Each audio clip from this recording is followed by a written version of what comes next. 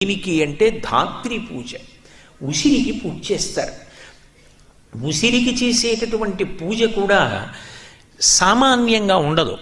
కార్తీక మాసంలో ఉసిరి చెట్టుకు చేయవలసినటువంటి పూజ యొక్క కల్పాన్ని ప్రత్యేకంగా ధర్మసింధు లాంటి గ్రంథాలు మనకి తెలియచేసాయి.